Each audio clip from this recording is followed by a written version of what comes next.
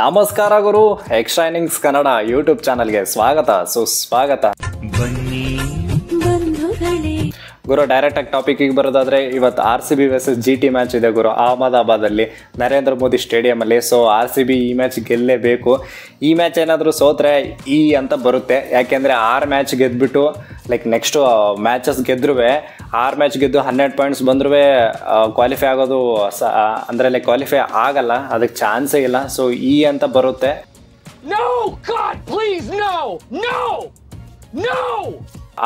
ಬರಬಾರ್ದು points table ಅಲ್ಲಿ ಅಂತಂದ್ರೆ ಇವತ್ತು RCB ಅವರು GT ವಿರುದ್ಧ ಸಖತ್ತಾಗಿ ಆಡ್ಬೇಕು ಗುರು, ಏನಂತೀರ?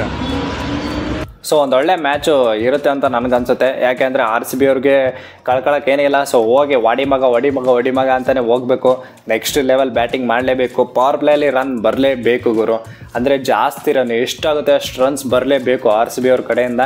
ಆ್ಯಂಡ್ GT ಅವರ ಒಂದು ಸ್ಪಿನ್ ಮಾಂತ್ರಿಕರು ಇದ್ದಾರೆ, ರಶೀದ್ ಖಾನ್ ಆ್ಯಂಡ್ ಇವರು ನೂರ್ ಅಹಮದ್, ಅವ್ರಿಬ್ಬರನ್ನ ಹೆಂಗಾದ್ರೂ ಮಾಡಿ ಟ್ಯಾಕಲ್ ಮಾಡಬೇಕು ಗುರು. 20 ಜನ ಇದ್ರು ನಾವು ಇಬ್ಬರೇ ಬರ್ತೀವಿ, 70 ಜನ ಇದ್ರು ಇಬ್ಬರೇ ಬರ್ತೀವಿ. ಆ್ಯಂಡ್ ನಾನು ಇನ್ನೊಬ್ಬರ ಮರ್ತ್ಬಿಟ್ಟೆ, ಮರೆಯೋಕ್ಕಾಗತ್ತೆ ಅವ್ರನ್ನ, ಸಾಯಿ ಕಿಶೋರ್ ಅಣ್ಣ. ಹೆಂಗೆ ಆಗ್ತಾರಪ್ಪ ಅಣ್ಣ ಬೌಲಿಂಗ್ ಅಂದರೆ ಸ್ಪಿನ್ ಮಾಡಿದ್ರೆ ಗೊತ್ತೇ ಆಗಲ್ಲ ನಮ್ಮ ಬ್ಯಾಟ್ಸ್ಮನ್ಗೆ, ಆ ಥರ ಬೌಲಿಂಗ್ ಮಾಡ್ತಾರೆ ಅವರು. ಸ್ಪಿನ್ ಮಾಂತ್ರಿಕರು ಅಂತಲೇ ಹೇಳ್ಬೋದು ಸಾಯಿ ಕಿಶೋರ್ ಅಣ್ಣ. ಅಯ್ಯೋ ನಿಜ ನಿಜ ನಿಜ ನಿಜ ನಿಜ ನೀನು ಹೇಳ್ತಿರೋದಲ್ಲ ನಿಜ. ಸೊ ಈ 3 ಜನರನ್ನ ಹೆಂಗೆ ಇವರು ಟ್ಯಾಕಲ್ ಮಾಡ್ತಾರೆ ಅನ್ನೋದೇ ದೊಡ್ಡ ಯಕ್ಷ ಪ್ರಶ್ನೆ ನಮ್ಮ RCB ಬ್ಯಾಟ್ಸ್ಮನ್ಗೆ. ಆಯ್ತು, ಆಮೇಲೆ ನನಗೆ ಒಂದು ಟ್ಯಾಕ್ಟಿಕ್ಸ್ ಏನು ಅಂತಂದರೆ, ಯಾವಾಗ ಇವ್ರು ಬರ್ತಾರೆ ಆವಾಗ ರಜತ್ ಪಾತಿದಾರ್ ಬಂದರೆ ಕ್ರೇಜಿ ಆಗಿರುತ್ತೆ ಅಂತ. ಅಂದರೆ ವಿಕೆಟ್ಸ್ ಹೋಗ್ಬಾರ್ದು, ಬಟ್ ರಜತ್ ಅಣ್ಣ ಏನು ಆಡ್ತವ್ರೆ ಗುರು ಸ್ಪಿನ್ಗೆ. ಹೌದು ಮಹಾಪ್ರಭು, ಸಾಮಾನ್ಯ ಮಾನವನಿಂದ ಇದೆಲ್ಲ ಸಾಧ್ಯವೇ? ಅಣ್ಣ ಅಂತೂ ನೆಕ್ಸ್ಟ್ ಲೆವೆಲ್ಲು. ಸೊ ಅಣ್ಣನ ಮೇಲೇ ತುಂಬ ಡಿಪೆಂಡ್ ಆಗಿರುತ್ತೆ, ರಜತ್ ಅಣ್ಣನ ಮೇಲೇ. ಇಲ್ಲ ಅಂತಂದರೆ ವಿಲ್ ಜಾಕ್ಸು ಮತ್ತು ಇವರು ಓಪನಿಂಗ್ ಪೇರು ನಮ್ಮ ಕೊಹ್ಲಿ ಆ್ಯಂಡ್ ಡುಪ್ಲಿಸಿಸ್ ಅವರು ನಾಯಿ ಹೊಡೆದಂಗೆ ಹೊಡಿಬೇಕು ಇವರು ಪವರ್ ಪ್ಲೇಯಲ್ಲೇ. ಅದಾದಮೇಲೆ ಸ್ಪಿನ್ ಏನಾದರೂ ಬಂದರೆ ವಿಕೆಟ್ಸ್ ಹೋದ್ರೆ ರಜತ್ ಅಣ್ಣ ಮ್ಯಾನೇಜ್ ಮಾಡ್ತಾರೆ. ಆ್ಯಂಡ್ ಲಾಸ್ಟಿಗೆ ಹೊಡಿಯೋಕ್ಕೆ DK ಲೋಮ್ರವರು ಮತ್ತು ಇವರು ಗ್ರೀನು ಎಲ್ಲರೂ ಇದ್ದಾರೆ. ಸೊ ಒಂದೊಳ್ಳೆ ಟೀಮ್ ಗುರು, ಅಂದರೆ ಇವಾಗ ಸೆಟಲ್ ಟೀಮ್ ಥರ ಕಾಣ್ತಿದೆ, ಸೇಮ್ ಟೀಮೇ ಹೋಗ್ಬೇಕು ಅಂತ ನನಗನ್ಸುತ್ತೆ. ಲಾಕಿ ಫರ್ಗ್ಯೂಸನ್ ಜಾಗದಲ್ಲಿ ಬೇರೆ ಯಾರನ್ನು ಆಡಿಸ್ತೀರೇನಪ್ಪ ಅಂತಂದರೆ ಇಲ್ಲ, ಲಾಕಿ ಫರ್ಗ್ಯೂಸನ್ನೇ ಆಡಿಸ್ಬೇಕು. ಯಾಕೆಂದರೆ ಕಟ್ಟರು ಸಕ್ಕದಾಗ ಆಗ್ತಾರೆ. ಸೊ ಇವಾಗ ಪಿಚ್ ಹೆಂಗಿರುತ್ತೆ ಅಂದರೆ 160 ಪಿಚ್ಚೇ ಕೊಡ್ತಾರೆ ಗುರು ನನಗನ್ಸಿರೋ ಪ್ರಕಾರ. ಯಾಕಂದರೆ ಹೋದ ಸಾರಿ GT ಅವ್ರು ಯಾವಾಗ ಇಲ್ಲಿ ಅಹಮದಾಬಾದಲ್ಲಿ ಆಡಿದ್ರು 89ಗೆಲ್ಲ ರನ್ಔಟ್ ಅಂದರೆ ಆಲ್ಔಟ್ ಆಗಿದ್ರು ಗುರು. ಸೊ ಆ ಥರ ಪಿಚ್ ಅಂತೂ ಕೊಡೋದೇ ಇಲ್ಲ. ಸೊ ಸ್ಪಿನ್ ಫ್ರೆಂಡ್ಲಿ ಪಿಚ್ ಕೊಡ್ತಾರೆ ಅಂತ ನನಗನ್ಸುತ್ತೆ. 160 170 ಪಾರ್ ಸ್ಕೋರ್ ಇರೋ ಥರ ಪಿಚ್ ಕೊಡ್ತಾರೆ. ಯಾಕೆಂದರೆ ನಮ್ಮ ಕಡೆ ಸ್ಪಿನ್ಗೆ ಸ್ವಲ್ಪ ಅಂದರೆ ಆಡೋಕ್ಕಾಗ್ತಿಲ್ಲ ಅಂತ. ವಿರಾಟ್ ಕೊಹ್ಲಿ ಅವ್ರದ್ದು ನೋಡಿದ್ರೆ 123 ಸ್ಟ್ರೈಕ್ ರೇಟ್ ಇದೆ ಸ್ಪಿನ್ಗೆ. ಆ್ಯಂಡ್ ವಿಲ್ ಜಾಕ್ಸು ಹೋದ ಮ್ಯಾಚ್ ನೋಡಿದ್ರಲ್ಲ ಮಯಾಂಕ್ ಮಾರ್ಕಂಡೆಗೆ ಹೆಂಗೆ ಹೊಟ್ಟೋದ್ರು ಅಂತ. ಸೊ ಬಟ್ ಆದ್ರೂ ಕ್ರೇಜಿಯಾಗಿ ಆಡ್ತಾರೆ, ಇಲ್ಲ ಅಂತಿಲ್ಲ. ಪವರ್ ಪ್ಲೇಲಿ ಎಷ್ಟಾಗುತ್ತೆ ಅಷ್ಟು ಮ್ಯಾಕ್ಸಿಮಮ್ ರನ್ಸ್ ಹೊಡಿಲೇಬೇಕು ಗುರು. ಹೌದು ಸರ್, ಹೌದಲ್ಲ? ಹೌದಾ, 100% ಸರ್, ಸತ್ಯವಾದ ಮಾತು ಸರ್. ಸೊ ನನ್ನ ಪ್ರಕಾರ RCBದು ಸೇಮ್ ಟೀಮ್ ಹೋಗುತ್ತೆ. ಆ್ಯಂಡ್ ಈ ಕಡೆ GT ಬಂದರೆ GT ಅವ್ರದ್ದು ಸೇಮ್ ಟೀಮೇ ಗುರು, ಏನೂ ಪ್ರಾಬ್ಲಮ್ ಇಲ್ಲ ಅವ್ರ ಕಡೆ. ಸೊ ಅಂದರೆ ನೋಡೋದಾದರೆ ಏನು ಚೇಂಜಸ್ ಇಲ್ಲ ಅನ್ಕೋತೀನಿ. ಒಂದು ವೃದ್ಧಿಮಾನ್ ಸಹ ಚೇಂಜ್ ಮಾಡಿದ್ರೆ ಮ್ಯಾಥ್ಯೂ ವೇಡ್ ಬರ್ಬೋದು, ಬಟ್ ಅದು ಬಿಟ್ಟರೆ ಎಲ್ಲ ಕ್ರೇಜ್ ಸೆಟಲ್ಡ್ ಆಗಿರೋ ಟೀಮೇ ಅನಿಸುತ್ತೆ ನನಗೆ ಗುರು. ಬ್ಯಾಟಲ್ ನೋಡೋಕ್ಕೆ ಚಂದ. ಸೊ ಯಾವ ಬ್ಯಾಟಲ್ಲಪ್ಪ ಅಂತ ಕೇಳಿದ್ರೆ king Kohli versus prince Shubman Gill. ಇದೊಂಥರ ಕ್ರೇಜಿ ಬ್ಯಾಟಲ್ಲು. ಅಂದರೆ ಇಬ್ರು ಓಪನರ್ಸು ಸಖತ್ತಾಗಿ ಆಡ್ತಾರೆ ಇಬ್ರು. ಅಂದರೆ ಶುಭ್ಮನ್ ಗಿಲ್ ಆ ಥರ ನೆಕ್ಸ್ಟ್ ಲೆವೆಲ್ ಏನು ಆಡಿಲ್ಲ. ಹೋದ ವರ್ಷ ಕಂಪೇರ್ ಮಾಡಿದ್ರೆ ಈ ವರ್ಷ ಆ ಥರ ನೆಕ್ಸ್ಟ್ ಲೆವೆಲ್ ಏನು ಆಡಿಲ್ಲ. ಸಿಂಗಲ್ ಡಿಜಿಟಲ್ಲೇ 3 ಸರಿ ಔಟ್ ಆಗಿದ್ದಾರೆ, 250 ಅಷ್ಟೇ ಬಂದಿರೋದು. ಈ ಕಡೆ ನೋಡಿದ್ರೆ ಕಿಂಗ್ ಕೊಹ್ಲಿ ಕ್ರೇಜಿಯಾಗಿ ಆಡ್ತಾರೆ. So king Kohli versus Shubman Gill, ಯಾರು ಹೆಚ್ಚಿಗೆ ರನ್ ಹೊಡಿತಾರೆ ಅನ್ನೋದು ಒಂದು ಕ್ರೇಜಿ ವಿಚಾರ. ನೋಡ್ಬೇಕು ಯಾರು ಹೆಚ್ಚಿಗೆ ರನ್ ಹೊಡಿತಾರೆ ಅಂತ. ಸೊ ನನ್ನ ಪ್ರಕಾರ ಕಿಂಗ್ ಕೊಹ್ಲಿ ಮಾತ್ರ ಸಖತ್ ಫಾರ್ಮಲ್ಲಿ ಅವರೇ. ಸೊ ಅವರೇ ಜಾಸ್ತಿ ಹೊಡಿಬೋದು ಅಂತ. ಯಾಕೆ ಅಂದರೆ ಶುಭ್ಮನ್ ಗಿಲ್ ಅವ್ರನ್ನ ಲೆಫ್ಟ್ ಆರ್ಮ್ ಆಗಿ ಎಷ್ಟ್ದಲ್ಲಿ ಔಟ್ ಮಾಡೋ ಸಾಧ್ಯತೆ ಅಂತ ಇರುತ್ತೆ. ಈ ಕಡೆ ವಿರಾಟ್ ಕೊಹ್ಲಿ ಅವರು ರಶೀದ್ ಖಾನ್ಗೆ ಔಟ್ ಆಗ್ಬೋದು, ಬಟ್ ಆದರೆ ಅಲ್ಲಿವರೆಗೂ ಬರೋಷ್ಟರಲ್ಲೇ ಇವ್ರು 50-60 ಹೊಡೆದಿರ್ತಾರೆ. ಸೊ ಕೊಹ್ಲಿ ಅವ್ರು ಜಾಸ್ತಿ ರನ್ ಹೊಡಿಬೋದು ಅಂತ ನನ್ಗನ್ಸುತ್ತೆ ಗುರು. ಇವಾಗ ಯಾರು ಗೆಲ್ತಾರೆ ಅಂತ ಕೇಳಿದ್ರೆ ನಾನು ಹೇಳೋದು RCB ಅಂತಾನೆ ಹೇಳ್ತೀನಿ. ಯಾಕೆ ಅಂತಂದರೆ ಇವ್ರಿಗೆ ಅಂದರೆ ಕಳ್ಕೊಳಕ್ಕೆ ಏನಿಲ್ಲ ಫಸ್ಟ್ ಆಫ್ ಆಲು. ಸೊ ಬಿಂದಾಸಾಗಿ ಆಡ್ತಾರೆ ಅಂತ ನನ್ಗನ್ಸುತ್ತೆ.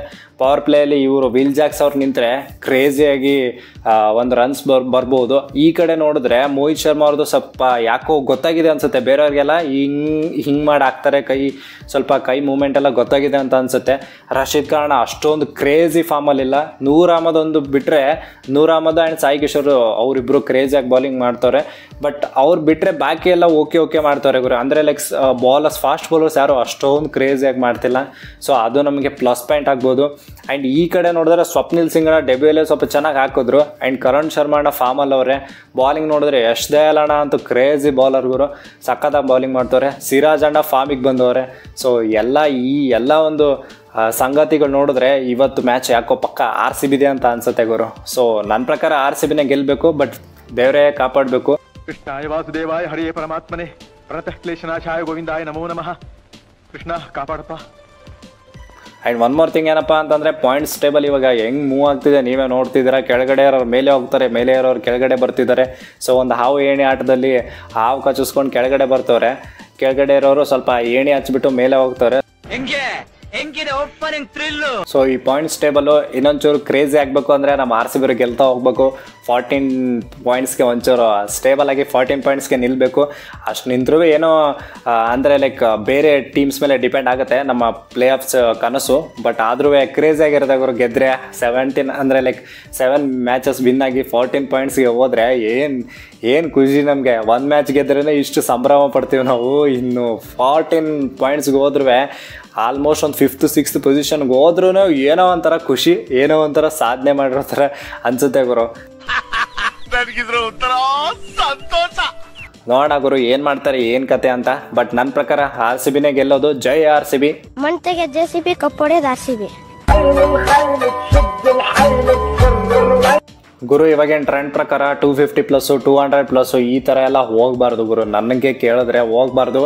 ಈ ಮ್ಯಾಚಲ್ಲಿ ಅಟ್ಲೀಸ್ಟು ಸಕ್ಕದಾಗಿರೋ ಒಂದು ಪಿಚ್ ಕೊಟ್ಬಿಟ್ರು. ಅಂದರೆ ಲೈಕ್ ಬ್ಯಾಟ್ ಆ್ಯಂಡ್ ಬಾಲ್ ಎರಡು ಮಧ್ಯದಲ್ಲಿ ಒಂದು ಸಕ್ಕದಾಗಿರೋ ಕಾಂಟೆಸ್ಟ್ ರೆಡಿ ಮಾಡಿಬಿಟ್ಟು 160, 170ಗೆ ಕಟ್ಟೋಕ್ಕೋ ಒಂದು ಲೈಕ್ ಪಿಚ್ ಇರಬೇಕು. ಅವರು ಕ್ರೇಜಿಯಾಗಿರಬೇಕು. ಕಟರ್ಸ್ ಎಲ್ಲ ಯೂಸ್ ಆಗೋ ಥರ ಇರಬೇಕು. ಸ್ಲೋ ಪಿಚ್ ಇರಬೇಕು. ಟ್ಯಾಕಿ ಪಿಚ್ ಥರ ಇರಬೇಕು. ಕ್ರೇಜಿಯಾಗಿರುತ್ತೆ ನೋಡೋಕ್ಕೆ.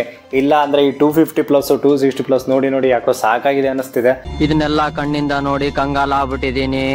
ಸೊ ಇದಾಗಿತ್ತು ಗುರು RCB vs GT ಒಂದು ಪ್ರಿವ್ಯೂ. ಸೊ ನಾನು ವಿನ್ ಪ್ರೆಡಿಕ್ಷನ್ ಹೇಳಿದ್ದೀನಿ. ಸೊ ನಿಮ್ಮ ವಿನ್ ಪ್ರೆಡಿಕ್ಷನ್ ನೀವು ಕೆಳಗಡೆ ಕಮೆಂಟ್ಸ್ ಬಾಕ್ಸಲ್ಲಿ ತಿಳಿಸಿ. ಇವತ್ತು ಯಾರು ಗೆಲ್ಬೋದು, ಯಾರು ಸೋಲ್ಬೋದು, ಸೊ ಪಾಯಿಂಟ್ಸ್ ಟೇಬಲಲ್ಲಿ ಏನಾದರೂ ಚೇಂಜಸ್ ಆಗ್ಬೋದಾ ಅಂತ ಸೊ ನಮ್ಮ ಕಮೆಂಟ್ ಬಾಕ್ಸಲ್ಲಿ ತಿಳಿಸಿ. And one more thing Guru, calculations ಸ್ವಲ್ಪ ರೆಡಿ ಮಾಡ್ಕೊಳ್ಳಿ. ಯಾರಿಗಾದರೂ ಕ್ರೇಜಿಯಾಗಿ ಕ್ಯಾಲ್ಕುಲೇಷನ್ ರೆಡಿ ಮಾಡ್ಕೊಂಡಿದ್ದು ಯಾರಾದರೂ ರೆಡಿ ಮಾಡ್ಕೊಂಡಿದ್ದೀರಾ ಅಂದರೆ ಪ್ಲೀಸ್ ಕಮೆಂಟ್ ಬಾಕ್ಸಲ್ಲಿ ತಿಳಿಸಿ. ಈ ಥರ ಅಂತ ಯಾರು ಇಷ್ಟು ಗೆದ್ದರೆ ವಿನ್ ಪರ್ಸೆಂಟೇಜ್ ಎಲ್ಲ ಹಾಕ್ಬಿಟ್ಟು ಸೊ RCBಗೆ ಯಾವ ಥರ ಚಾನ್ಸ್ ಇದೆ ಅಂತ ಕಮೆಂಟ್ ಬಾಕ್ಸಲ್ಲಿ ತಿಳಿಸಿ ಅಂತ ಹೇಳ್ತಾ ಇವತ್ತು ವಿಡಿಯೋನ ಮುಗಿಸುವಂಥ ಸಮಯ. ಸೊ ಪ್ಲೀಸ್ ಈ ವಿಡಿಯೋ ನಿಮಗೆ ಇಷ್ಟ ಆದರೆ ಪ್ಲೀಸ್ ಲೈಕ್ ಮಾಡಿರಿ, ಶೇರ್ ಮಾಡಿರಿ ಆ್ಯಂಡ್ ಕಮೆಂಟ್ ಮಾಡಿರಿ. ಸಬ್ಸ್ಕ್ರೈಬ್ ಅಂತೂ ಮಾಡಲೇಬೇಕು. ಇದು ನಮ್ಮ ಕಳಕಳಿಯ ಬೇಡಿಕೆ. ನಾನು ನಿಮ್ಮನ್ನ ಕೇಳ್ಕೊತಾ ಇದ್ದೀನಿ, ಡಿಮ್ಯಾಂಡ್ ಅಲ್ಲ, ಬೇಡಿಕೆ, request. That's it for the day. Bye. ಜೈ ಹಿಂದ್, ಜೈ ಕರ್ನಾಟಕ. ಮತ್ತೆ ಭೇಟಿಯಾಗೋಣ. ನಮಸ್ಕಾರ.